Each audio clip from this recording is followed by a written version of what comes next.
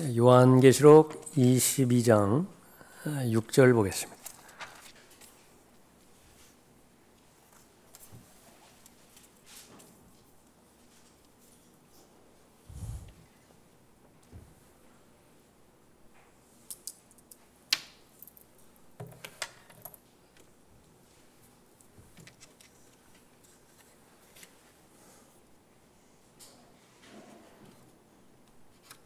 (6절부터) (21절까지) 성경의 결론이죠. 성경의 마지막입니다.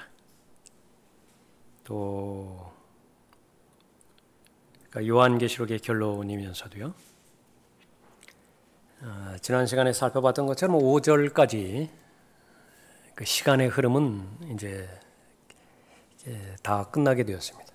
6절부터 마지막 절까지는 성경에 대한 결론을 지으면서 그 결론은 무엇으로 요약되어지는 것인가? 바로 초청과 권면입니다.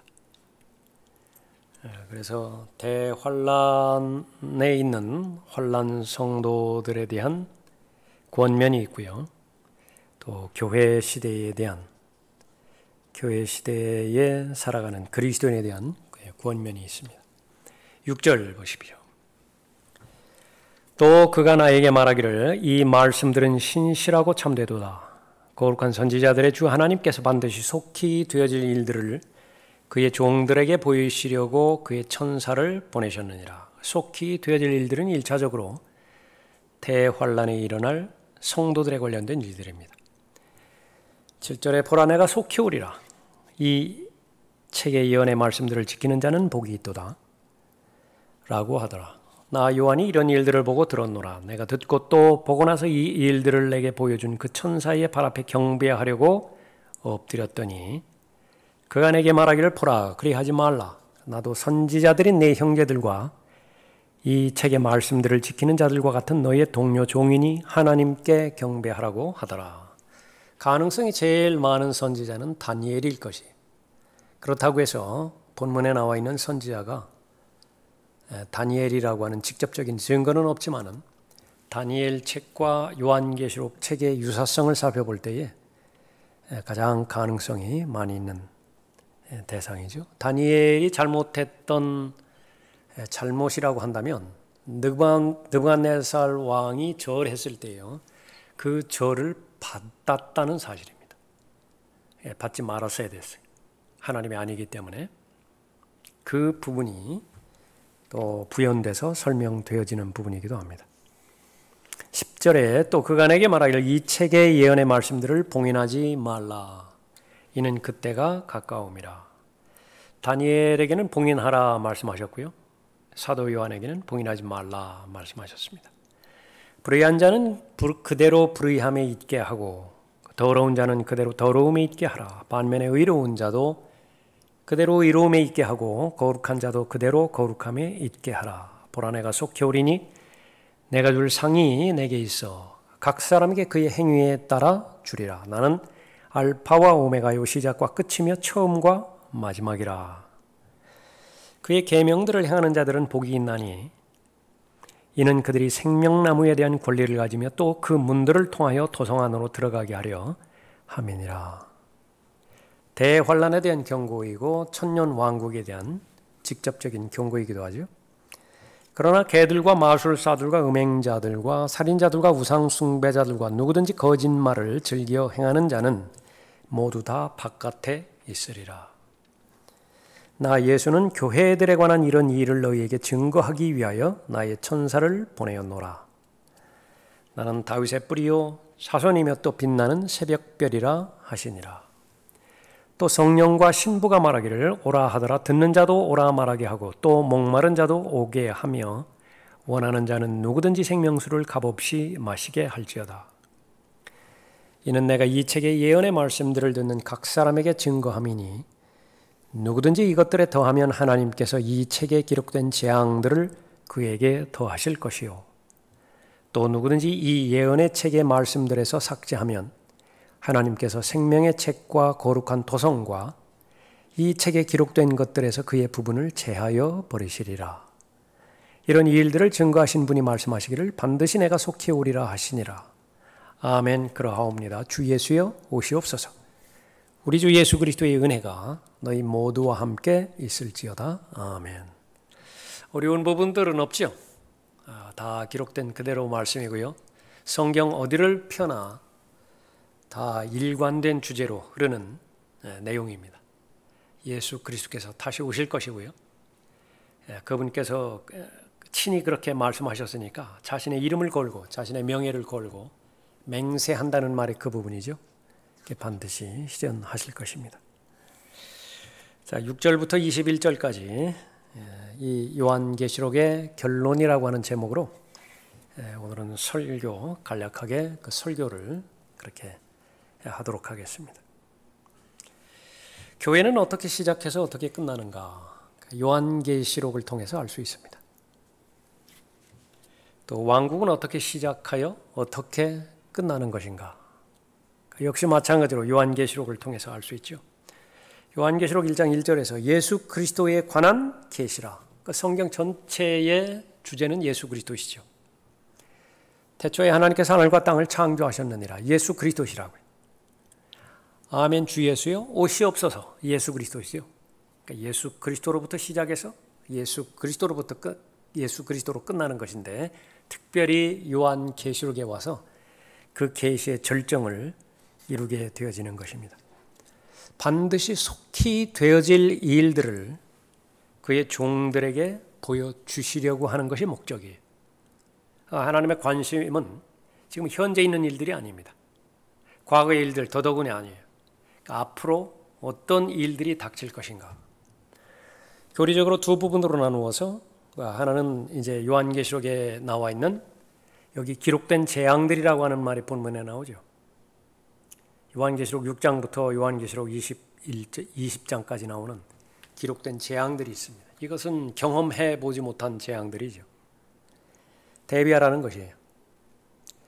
구원받은 사람은 구원받은 사람대로 다가오는 세상, 천년 왕국을 대비하라는 것이죠. 그러기 위해서 하나님께서는 예수 그리스도에 관한 계시를 보여주신 것입니다. 사도 요한을 보내서 알게 하신 것이죠. 그러면 목적은 무엇이냐 그러면 알아야 되죠. 그래서 많은 알아야 되는 내용 가운데서 무엇을 초점을 맞춰서 알아야 되는 것이냐. 다가올 일들이에요. 도대체 어떤 일들이 닥칠 것이냐. 이 부분에 희미해지기 시작하면요, 가장 잘하는 것이 그냥 자신의 그 영적인 상태를 잘 유지하는 것, 현상적으로 유지하는 것, 거기에 만족해버리는 것입니다. 현상적으로 유지하다가 죄를 범하면 이제 자백하게 되어지죠. 그러니까 자백하면 또 하나님의 약속이 있습니다. 깨끗하게 해주실 것이라고요. 그럼 그것으로 만족해요. 더 이상 나아가지를 않아요. 그러나 하나님의 기록된 말씀의 목적을 보면은 그것은 아무것도 이루어지지 않은 거예요. 아무것도 이루어지지 않은 것이라. 그러니까 이루어지기 위해서는 어떻게 되는 것이냐. 우리가 계속해서 살펴봤던 것처럼 자신의 육신과의 싸움에서 승리해야 되고요. 육신의 죄들의 몸에 대해서 승리를 해야 됩니다. 다시 말하면 옛사람과 새사람 사이에서 끊임없이 이루어지는 전쟁에서 매일매일마다의 전쟁에서 승리를 쟁취해야 돼요. 그러나 그것이 다 만족이 아니에요. 그것은 이제 스타트 라인에 선 것입니다. 그러니까 앞으로 나아가기 위해서는 어떻게 되는 것이냐. 그 다음에는 하나님의 전신갑옷으로 무장을 해야 됩니다. 그래서 육신과의 전쟁에서 승리를 했다고 한다면 이제는 마귀와의 전쟁에서 승리를 해야 돼요. 그렇게 되어지면 이제 하나님의 말씀을 체계적으로 잘 공부하는 것입니다. 하나님께서 사도 요한을 통해서 기록하게 하신 것은요, 현재 있는 일들입니다. 앞으로 되어질 일들이라고요. 그래서 다 알아야 되겠죠. 요한계시록을 통해서 부지런히 읽고 또 듣고 묵상하면 요한계시록을 통해서 죄는 어떻게 시작해서 어떻게 결론을 알 것인가, 하늘은 어떻게 영원으로 들어갈 것인가, 하나님의 원수인 마귀의 운명은 어떻게 되는 것이고, 과연 죽음, 사망이라고 하는 죽음은 어떻게 종결되는 것인가 잘 알 수 있죠. 그 알 수 있는 확신을 내가 가질 때에 내가 매일매일마다 하는 것에 대해서 힘을 받을 수가 있는 것입니다. 그러나 이 부분에서는 거의 확신하지 못하고요, 후천년주의, 무천년주의 신학에 거기에 미혹이 되어버려서 번영신학이라고 하는 은사주의 종교 철학에 매몰되어져 버려가지고 계속해서 강조했던 것처럼 의식주가 목적이 되어져 버리고 그 다음에 그 의식주를 잘 행하기 위해서 부채나 갚아주시라고 하고 또 집이나 그렇게 새 집이나 달라고 하시고 무병장수하게 그렇게 해 주시라고 하고 그 다 들어줬다. 그러면 더 이상 바랄 것이 없어요. 그 사람들에게는 바랄 것이 없다고요. 아멘 주 예수여 오시옵소서. 이 말은 또 오히려 부담이 된다. 이 말은 부담이 돼요. 그래서 성경의 마지막 소망은 계속해서 강조하는 것은 예수 그리스도의 오심이에요. 얼마만큼 교리가 올바른 교리로 자신의 믿음 가운데 잘 정립이 되어야 되는 것인가 확인해 봐야 되겠죠.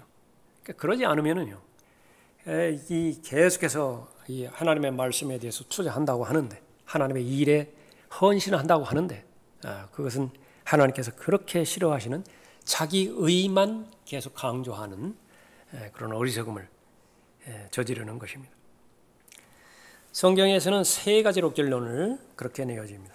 제일 첫 번째는 성경에 대한 결론입니다. 성경의 마지막에서 성경에 대한 결론을 낸다. 성경은 정확무오하다.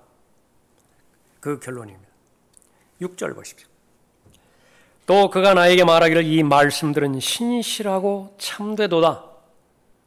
신실하고 참되도다. 하나님이거든요. 하나님 이렇게 말씀하실 때, 예수 그리스도를 말씀하실 때 신실하신 분, 참되신 분 그렇게 말씀하시잖아요. 진리라고 말씀하시잖아요. 그러니까 이것이 이제 하나님의 말씀과 동격입니다. 하나님의 말씀은 정확하다라고 하는 사실을 아는 거죠. 거룩한 선지자들의 주 하나님께서 반드시 속히 되어질 일들을 그의 종들에게 보이시려고 그의 천사를 보내셨느니라 말씀하십니다. 다른 사람은 모른다 하더라도 기록자 사도 요한은요, 하나님의 말씀이 신실하고 하나님의 말씀이 참되다라고 하는 사실을 확신했습니다. 그래서 지금 판모섬으로 박해를 받아서 유배받아 왔는데요, 그것이 거의 문제가 안 돼요. 우리가 계속 살펴봤던 것처럼 자기에게 보장된 시간이 주어지고 또 그 장소에 맞게 겨울이면 난방시설 들어오고요, 여름이면 이렇게 냉방시설 그렇게 되고 또 반듯한 책상이 있고 그 앞에 의자가 있고 거기에 대해서 쓸 수 있는 필기구가 있고, 그래서 요한계시록이 기록된 것이 아니에요. 갖은 노동을 다 하다가요, 자민들 잤겠습니까? 거기선 죽기 위해서 유배 보낸 것인데 얼마나 불편했겠어요. 얼마나 괴로웠겠습니까? 그 가운데서도 하나님의 말씀을 기록했지만 이 마지막에서는요, 그 누구도 부러움의 대상이 아니에요. 로마 황제가 부러울 것이며 아니면 세상의 갑부들이, 재벌들이 부러웠겠습니까? 소망은 위에 있다고. 어떤 일들이 일어날지를 다 보았잖아요. 근데 그것이 바로 말씀에 대한 확신입니다. 그래서 자신이 보았던 모든 것들, 그런 것들은 신실하고 참되다, 진실되다 라고 하는 사실을 확신했습니다. 하나님의 말씀에는 어떠한 과장도 없습니다. 하나님의 말씀에는 어떠한 거짓도 없는 것이죠. 하나하나 이루어져 가고 있어요. 이루어지지 않은 것들은 어떻게 되는 것이냐 그러면 주님께서는 계속 진행이십니다. 계속 오고 계세요. 요한계시록 14장 1절부터 3절까지 약속의 말씀에 따르면 예수님께서는 계속 오고 계시는 것입니다. 시간의 흐름에 따라서. 그러니까 오고 계시는 과정마다 예언의 말씀은 하나씩 계속 이루어지고요. 마침내 요한계시록 22장 21절에 다다라서는 없어요. 이루어질 것이 없다고요. 그러니까 그것이 바로 하나님의 말씀에 대한 신실함과 진실함이죠. 요한계시록 3장 14절에서 라오디케아인들의 교회의 천사에게 편지하라. 아멘이시여 신실하고 진실한 증인이시며 하나님의 창조를 시작하신 분이 이 일들을 말씀하시느니라. 하나님의 창조를 시작하셨다. 예수님이세요. 창세기 1장 1절이라고. 그분은 어떤 분이시냐면 아멘이시라고 말씀하십니다. 성경에 관련된 모두가 다 예스예요. 그분 안에서 다 예가 되는 것입니다. 아멘이라고요. 그분 신실하시고 또 진실한 증인이시라 그렇게 말씀하셨죠. 그분께서는 요한계시록 19장 11절에서 흰말을 타고 내려오시는데 그때의 그분의 성품과 그분의 이름을 또 그 신실과 진실이라 그렇게 불린다 그렇게 말씀하고 있는 것이죠. 신실과 진실이라 그렇게 불린다 말씀하십니다. 믿음의 대상은 주 예수 그리스도이시죠. 믿음의 창시자요 완성자이신 예수라 그렇게 했기 때문에 그렇죠. 우리의 약한 점은 하나님보다 돈을 더 신뢰할 때가 있다라는 것입니다. 내 손에 하나님의 말씀이 쥐어졌을 때의 그 안정감보다 내 은행 잔고가 늘어날 때의 그 안정감이 더 신뢰를 준다고 한다면 멈춰야 돼요.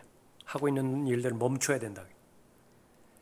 사람의 연약함이라고 하는 것은 보이지 않는 하나님보다 보이는 사람을 더 신뢰한다라고 하는 사실입니다.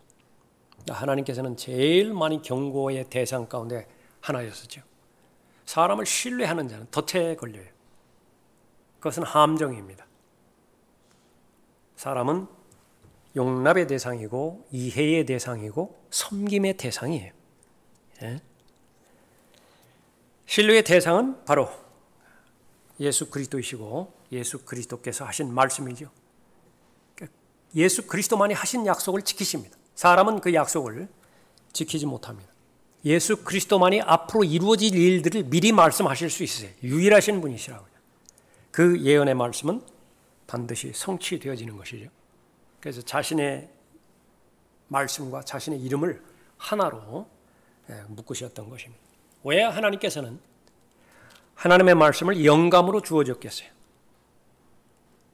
그것은 결론은 하나입니다. 유익을 위해서. 그러면 한번 물어봐야 돼요. 하나님의 말씀이 나한테 주어졌는데 과연 나는 유익이 되던가? 어떤 부분에 대해서 유익이 있는 것인가? 모든 영역이에요.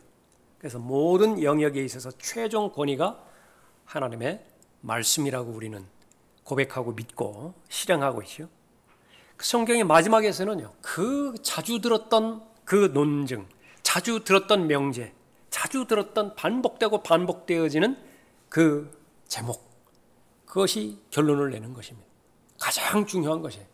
그 성경은 성경에 대한 결론, 성경은 정확무오하다. 또 성경은 최종 권위가 있다라고 말씀하셨죠. 권위가 있습니다. 7절 보십시오. 보라, 내가 속히 오리라. 이 책의 예언의 말씀들을 지키는 자는 복이 있도다라고 하더라.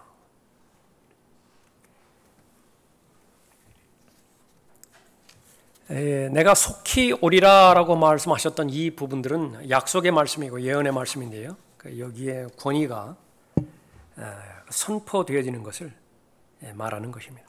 예언의 말씀을 지키는 사람, 기록된 말씀이 하나님의 말씀으로 신뢰하는 사람, 하나님께서는 복을 주실 것이라고 약속하고 있는 것입니다. 어떤 복들이 있는 것인가? 그러니까 캐내야 돼요. 나에게 예비되어지고 약속되어진 복들이 어떤 복들인가? 그래서 성경은 광산이거든요. 금광석도 있을 것이고요, 은광석도 있을 것이라고요.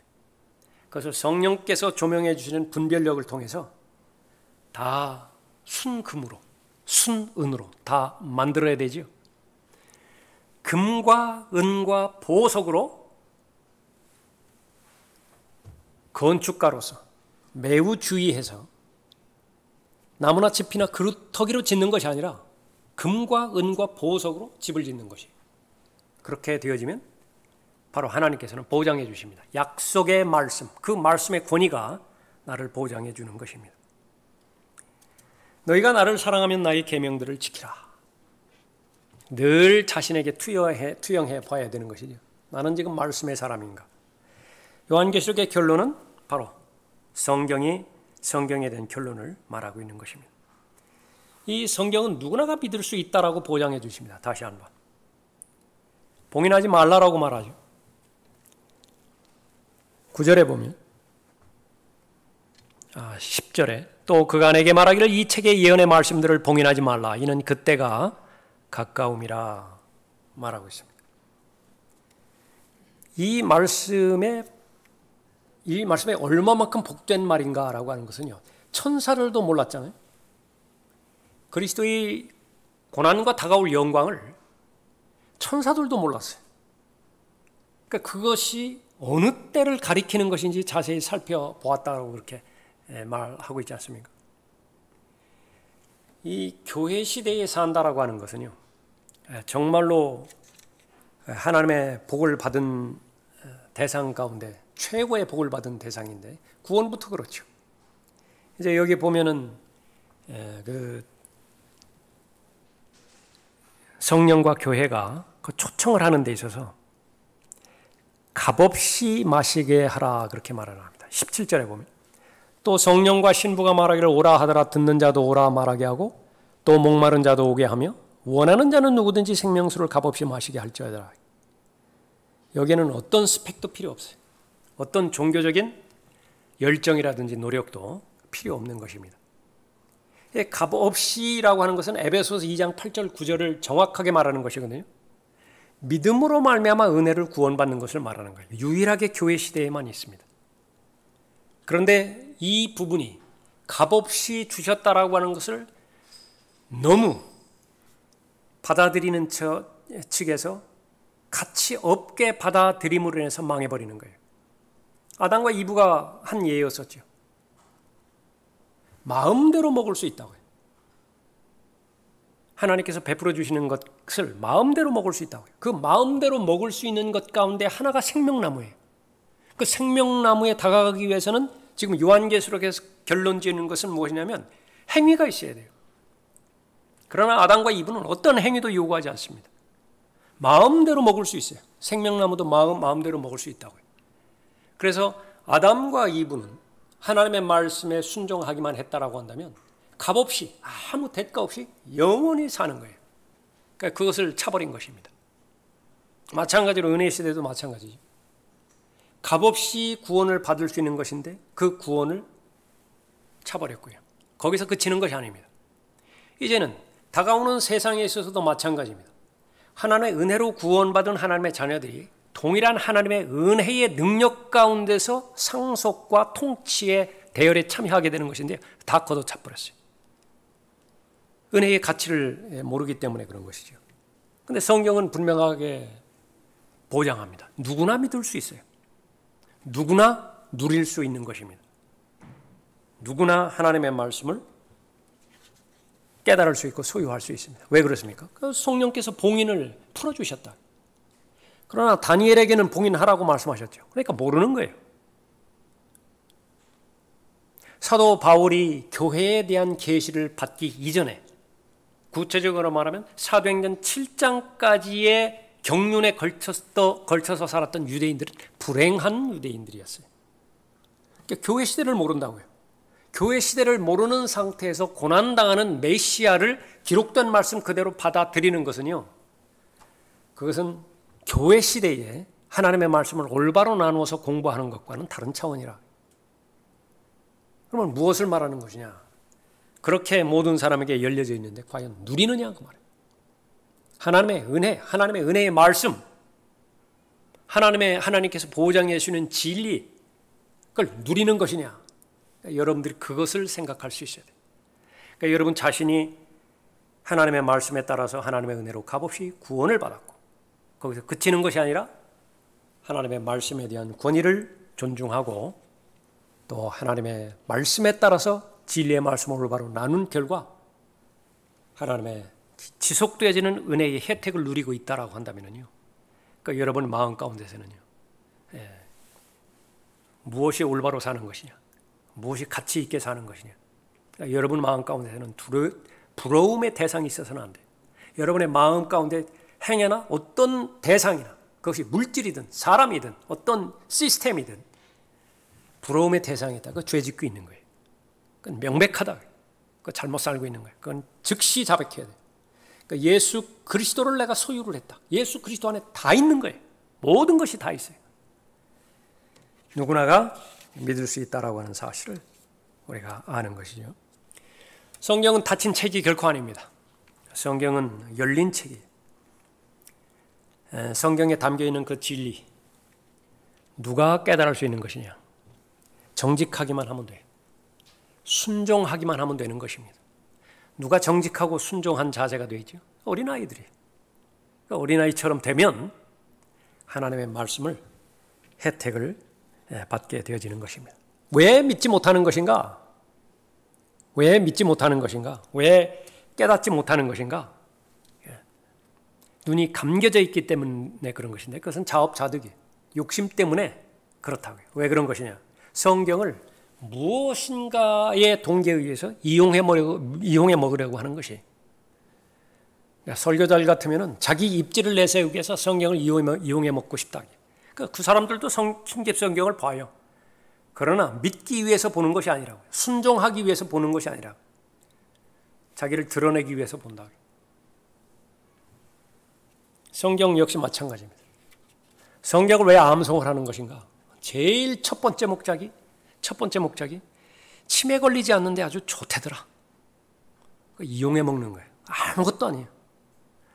성경을 암송할 때 하나님께서 주시는 복은 치매 걸리지 않게 해주시는 것이에요. 결과가 그렇다고 해요. 왜 하나님께 기도할 때에 내 생각대로 기도하지 않고 하나님의 말씀에 근거해서 은혜의 보좌 앞으로 나가는 것인가? 그것이 하나님을 기쁘시게 해드리기 때문에 그런 것이거든요. 그러나 그것이 배제가 되었을 때는 나의 만족과 나를 기쁘게 하기 위해서 내가 자기에 대해서 주문 거는 거예요. 은사주의자들은 거기서 벗어나지를 못합니다. 그러니까 카타르시즘을 계속 만족하고자 한다고요. 울며 불며 눈물 콧물 쏟아보면 뭔가 후련하다고요. 시원하다고요. 그러나 그것이 꼭 예배당에서만 경험되어지는 것은 아니에요. 얼마든지 다른 곳에서도 볼 수 있고요. 심지어는요, 무슨 이 YMCA라든지 청년회의소라든지 로타리 클럽이라든지 라이온스 클럽이라든지 거기서 봉사활동해도요, 그러니까 그런 마음의 후련함이라든지 만족감 다 줄 수 있다. 많은 사람들이 속는 것이죠. 그러나 만일 우리의 복음이 가려졌다면 그것은 구원받지 못한 자들에게 가려진 것이니라. 그러니까 마귀는 기가 막히게 하는 거예요. 저 사람이 의심이 있는 사람이다. 어둡게 해버린다. 그런데 믿기로 작정을 하고 내가 순종하기로 결정을 했다면 마귀가 대들지 못하는 거예요. 마귀가 방해하지 못해요. 그 사람의 마음에 반신반의하는 의심의 요소가 발견이 된 거예요. 마귀가 그걸 봤어요. 그렇기 때문에 치고 들어갈 수 있었던 것입니다. 그들 가운데 이 세상의 신이 믿지 않는 자들의 마음을 어둡게 하여 하나님의 형상이신 그리스도의 영광스러운 복음의 광채가 그들에게 비치지 못하게 하느니라. 지금 예수 그리스도를 거부했더니 아무 일도 일어나지 않죠. 성경을 거부했더니 아무 일도 일어나지 않아요. 오히려요, 악인의 장막이 더 번성해하는 것 같다고요. 일요일 날 시간 낭비하지 않고 그 시간에 일하고요, 장사했더니요, 더 수입이 더 늘어난다고요. 희생과 대가로 보여지는 섬김, 그것을 배제시켰더니요, 자기 계획대로 더 잘 맞아떨어지는 것 같다고요.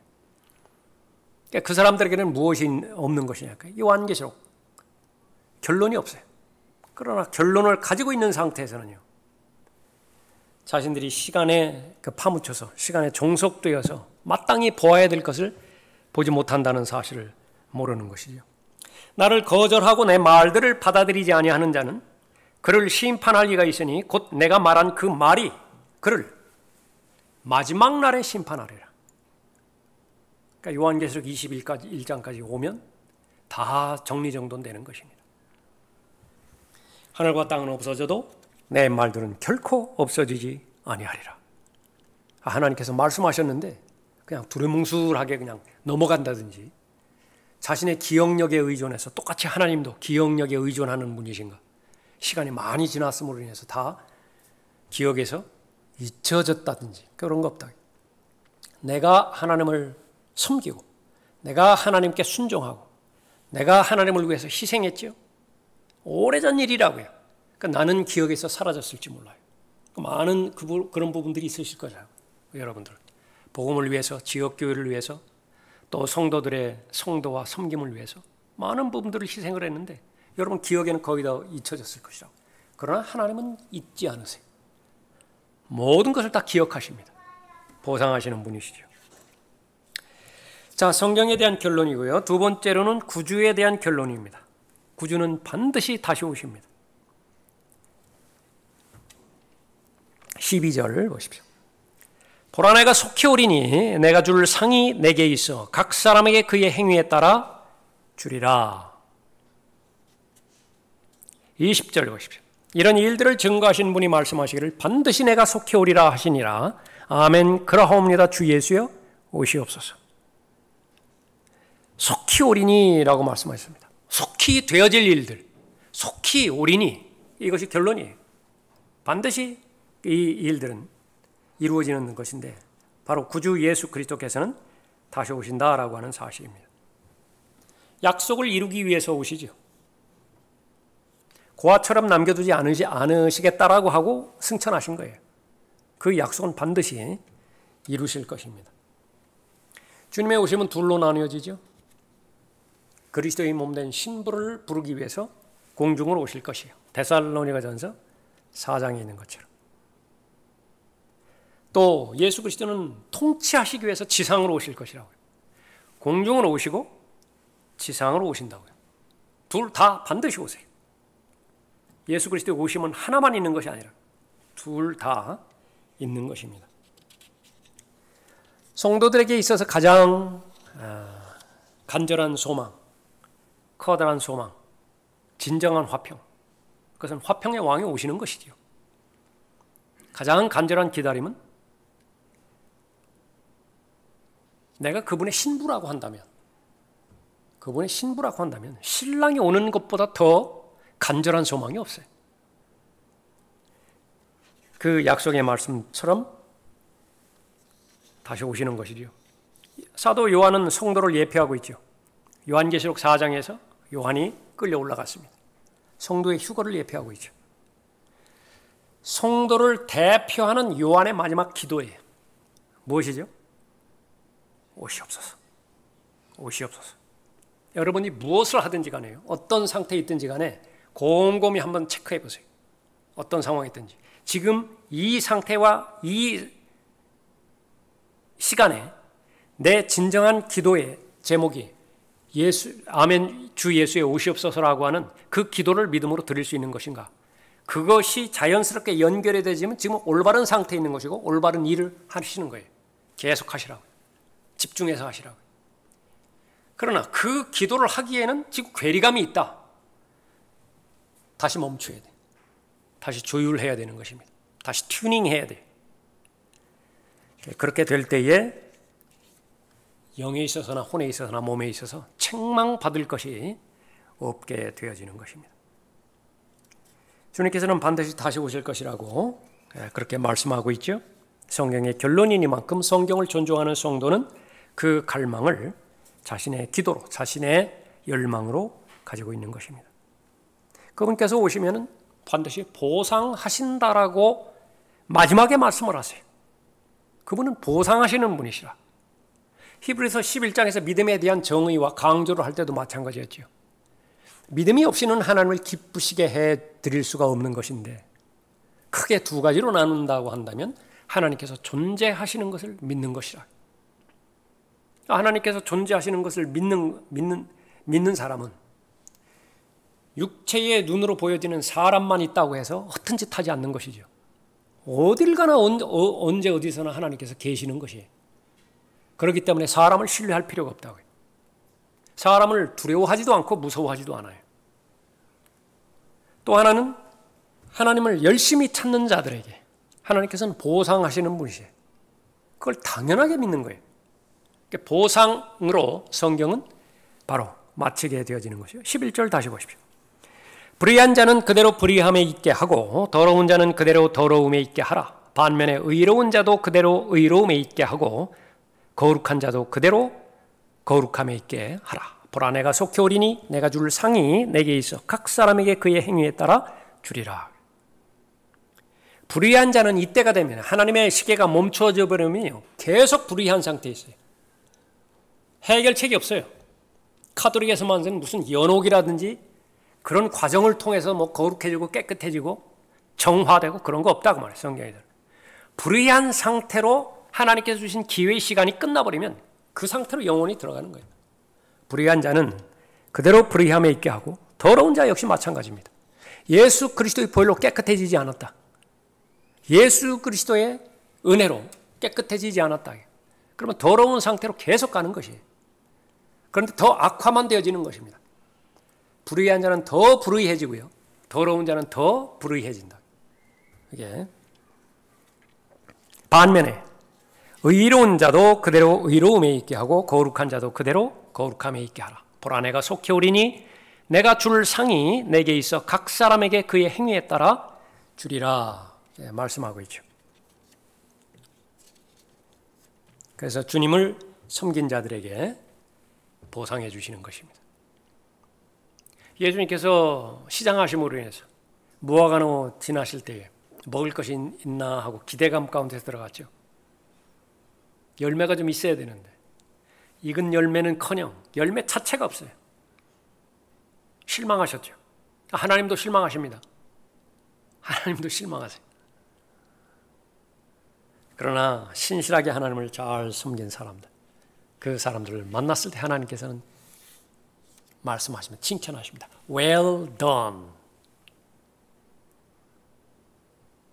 잘하였다. Well done. 어디서 또 하는 말이죠?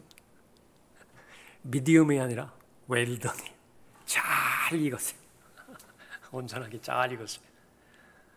신실하고 참되신 하나님을 잘 섬기고 동행한 결과 잘하였다. 착하고 신실한 종이라고 그러죠. Good, faithful, 다 하나님과 같은 성품이에요. 그런데 우리에게 말씀하신다. 그 성품을 착하고 신실한 종아 잘하였다. 뭘 잘하였는가? 내가 보기에 하찮은 것들이라고 해요. 내가 볼 때 그렇게 대단해 보이지 않는 것들, 그러나 하나님 보시기에는 너무 대단한 일들이라. 적은 일에 신실한 것이죠. 하나님 보시기에 가장 신실한 것.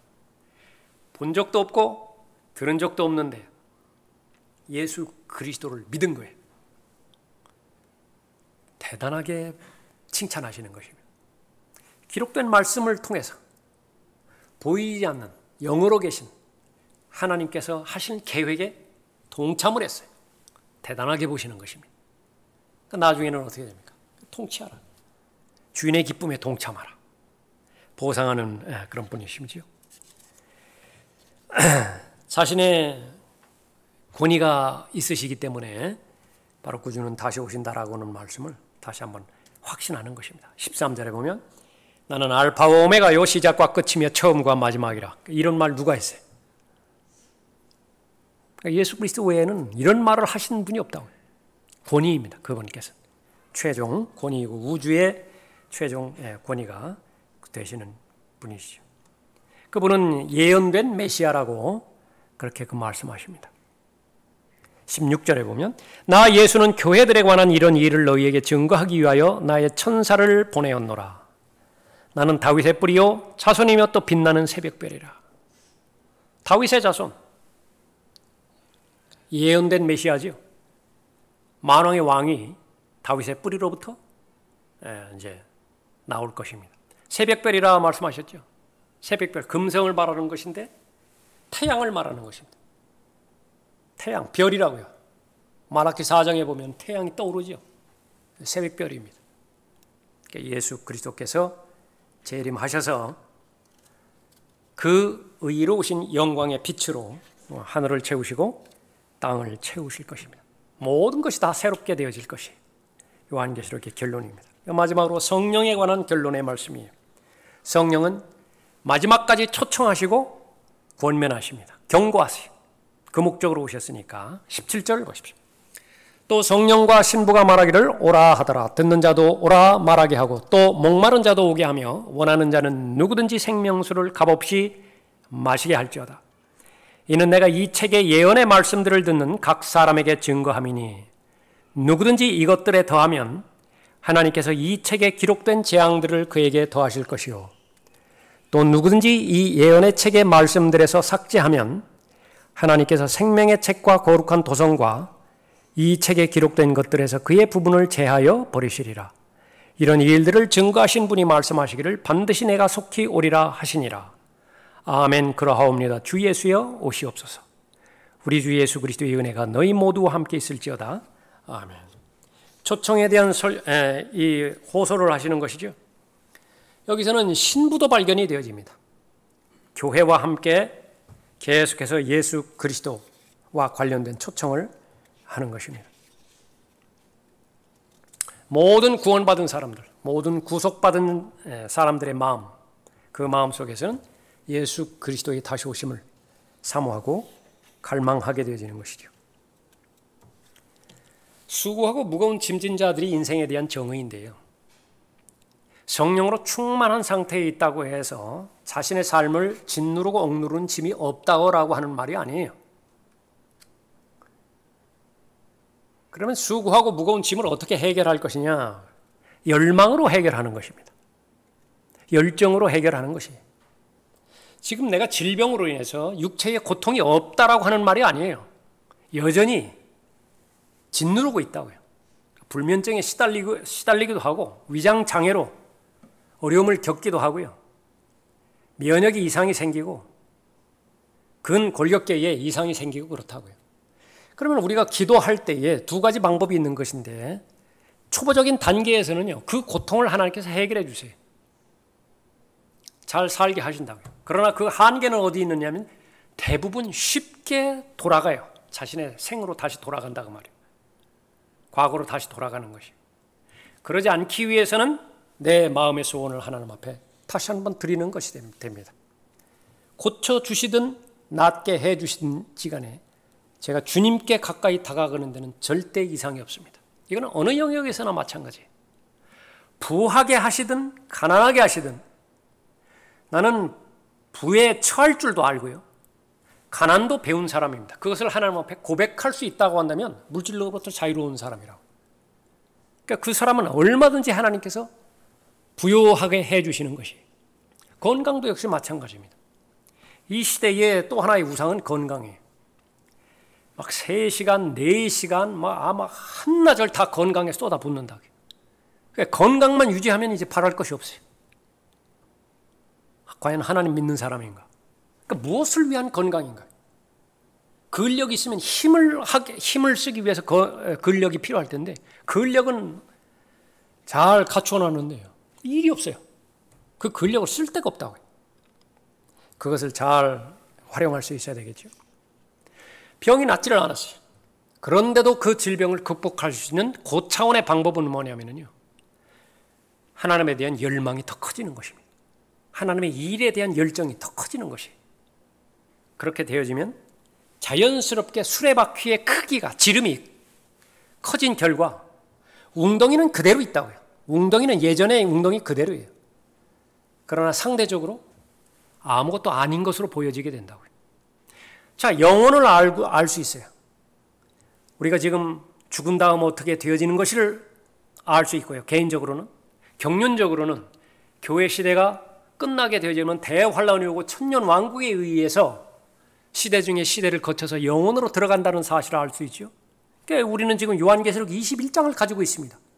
그것을 가지고 있는 사람에게 과연 그 마음을 공격할 수 있는 대단한 파괴력을 지닌 세상의 요소들이 무엇이 있겠는가? 없어요.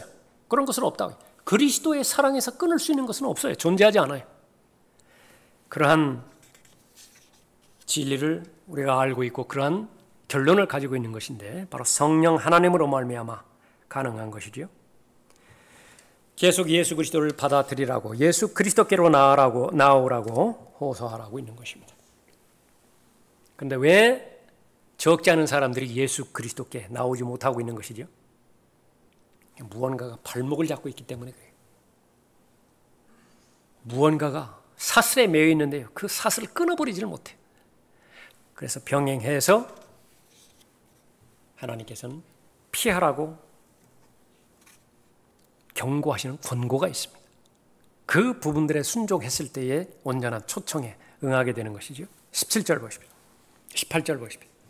이는 내가 이 책의 예언의 말씀들을 듣는 각 사람에게 증거함이니 누구든지 이것들에 더하면 하나님께서 이 책에 기록된 재앙들을 그에게 더하실 것이고 또 누구든지 이 예언의 책의 말씀들에서 삭제하면 하나님께서 생명의 책과 거룩한 도성과 이 책에 기록된 것들에서 그의 부분을 제하여 버리시리라. 성경에 더하지 말라. 성경에 무엇을 제거하지 말라. 경고죠. 경륜적으로는요, 하나님 앞에 감사할 것이에요. 지금 얼마나 많이 이 하나님의 말씀에 손을 댄 사람들이 있습니까? 그 사람들의 구원이 의심스럽지만은 구원 받았다고 한다면 아마도 그 사람들은 위에 올라가서 가장 큰 자비를 받았음을 감사할 거예요. 왜 그렇습니까? 대환란에 살았다라고 한다면요, 이 말씀 직접적으로 교리적으로 적용되는 거예요. 저주받는 거예요. 하나님 말씀을 제거해버리면, 손을 대버리면 저주해버린다. 구원 받은 사람이 하나님의 말씀에 손을 대버리면요, 그 사람의 혼은 구원을 받을지 모르지만은 아무것도 없어요. 그 다음에는 본인 자신은 정작 자신이 구원을 받았는지 구원을 받지 않았는지 그 부분조차도 확신을 갖지 못하게 되는 거죠. 성경은 그래서 분명하게 경고하고 있습니다. 성경의 가장 엄중한 경고, 그러니까 그것은 말씀에 대한 자세라고 말하고 있습니다. 신명기 4장 2절에서 너희는 내가 너희에게 명령한 그 말씀에 더하지도 말고 거기서 빼지도 말고 내가 너희에게 명령하는 주 너희 하나님의 계명들을 지킬지니라. 신명기 4장 12장 32절에서도 내가 내게 명령하는 것은 무엇이나 지켜 행하고 너는 거기에 더하지도 말고 거기에서 빼지도 말지니라. 신명기에 두 곳에서 말씀하고 있는 것입니다. 성경 중간에 잠언 30장 5절에서 하나님의 모든 말씀은 순수하니 그는 자기를 신뢰하는 자들에게 방패시니라. 너는 그분의 말씀들에 더하지 말라. 그분이 너를 책망하실까 함이며 내가 거짓말쟁이가 될까 함이라. 성경에 더하지 말라. 성경은 완전히 끝난 거예요. 완전한 책입니다. 계시는 끝났어요. 거기에 무슨 외경이니 또 무슨 심리학이니 은사주의의 경험이니 체험이니 이런 거 붙여가지고서 하나님의 말씀을 능력을 제거해서는 안 되는 것입니다. 성경에 빼지 말라 그렇게 언급하고 있죠. 성경에서 많은 부분들을 뺀 사람들, 소위 구원받았다라고 하는 사람들이 후천년주의, 무천년주의예요. 그래서 실제적으로는요, 무슨 여호와의 증인이라든지 신천지라든지 이 부분들은 아무런 힘이 없어요. 거기에 핏대를 올릴 필요는, 그렇게 많은 시간을 쏟아부을 필요는 없어요. 본질적인 면에서 성도의 믿음을 가장 크게 효과적으로 파괴시키는 무리들은 후천년주의 신학이에요. 왜 이것을 이토록 경고하는 것이냐 그러면 흐름의 경향이 마지막 날로 흘러감으로 인해서 그 전에 전천년주의를 표방했던, 전천년주의를 옹호했던 그런 사람들도요, 고백에 있어서는 변함이 없어요. 전천년주의 신학 이론을 가지고 있기는 있어요. 그러나 생활 패턴은 모두가 다 후천년주의로 다 돌아가 버려요. 그냥 오직 이 땅이에요, 이 땅. 오직 교회예요, 그냥 교회. 모든 것이. 그러나 다시 오실 예수 그리스도를 기다리는 문자적이고 실제적인 이 지상에 세워질 천년 왕국을 기다리고 있는 것인가? 그것이 연결이 되어지지 않는다고 한다면 다시 한번 하나님의 말씀으로 돌아가서 나는 성경에서 무언가를 빼는 것은 아닌 것인가 살펴봐야 된다. 초림 때에 문자적으로 이루어졌던 모든 예언의 말씀이 성취되었다고 한다면 재림에 관련된 모든 예언의 말씀도 문자 그대로 성취될 것이에요. 그러나 후천년주의는 초림 때는 문자적으로 이루어졌다라고 받아들이면서 재림에 관련된 예언의 말씀을 모두가 다 영적으로, 비유적으로, 상징적으로 해석해버린다. 예수 그리스도의 재림을 실제적으로는 안 기다려요. 그것은 무엇을 말하는 것이냐? 말씀 빼는 거예요. 두꺼운 성경 가지고 있지만은 그러나 자기가 가지고 있는 성경은 복음밖에 없어요. 복음은 믿는다. 그래서 그 사람에게서 제일 중요한 것은 구령이 돼버렸어요. 구령하는 것이 제일이라. 아니라고. 성경에서 제일 중요한 것은 본문 결론에 있는 것처럼 예수 그리스도의 오심이에요. 왕의 오심입니다. 왕의 오심이 이제 왕국이 실현이 되어지겠죠. 다시 한번 여러분 자신의 믿음을 성경과 관련돼서 잘 대조시켜 보십시오. 진리를 왜곡시키는 까닭은 어디에 있는 것이냐? 사람들의 입맛을 맞춰주고자 하는 것이거든요. 그것이 사람들에게 인기가 있기 때문에 그래요. 사람들이 그 이론을 받아들이기 때문에 그렇습니다. 그러면 결론은 하나님을 대적하는 것이에요. 선택을 해야 됩니다. 진리를 왜곡시키고 그 대신에 사람들로부터 인정을 받지만 하나님을 대적하는 것이에요. 그러려느니 차라리 그 사람들이 무엇라고요? 세상에서 살아봤자 몇 년을 산다고 영원토록 계시는 하나님을 존중하고 또 하나님의 영원한 진리를 담대하게 선포함으로 인해서 비록 사람들을 대적한다 하더라도 그 편이 훨씬 더 낫다. 하나님의 진리의 말씀 모두가 다 떠난다 하더라도 하나님 한 분만이 진리의 말씀 가운데서 하나님께서 나를 인정하시고 받아들이신다고 한다면 그것을 선택하겠다. 여호수아의 고백이잖아요. 나와 내 가정은 하나님 섬길 것이라. 엘리야도 마찬가지였습니다. 하나님 편 누구냐? 둘 사이에서 주저주저 할 때 또 책망하죠. 성경의 결론, 예수님께서 다시 오십니다. 무엇 때문에 그렇죠? 그 근거는 무엇이죠? 성경의 정확 무엇성 때문에 그래요. 성경은 정확하게 단 하나의 오류도 없이 예언된 모든 말씀이 그대로 실현이 되어질 것입니다. 모든 악은 척결될 것이 하나님의 의로만이 하늘을 통치하시고 땅을 통치하심으로 인해서 자신의 왕국을 세우실 것입니다. 그런 예수님께서 바라시는 것은 무엇이냐? 여러분에게 바라시는 것. 지금까지 해 오셨던 것 하는 겁니다. 다른 거 없어요. 지금까지 무엇을 했죠? 대비하고 준비하는 겁니다. 그리스도의 심판석을 잘 대비하는 것이 목자의 책임. 제일 첫 번째 먹이는 거예요.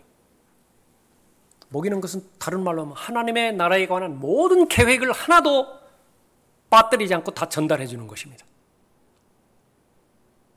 성도들은 어때요? 잘 먹었죠.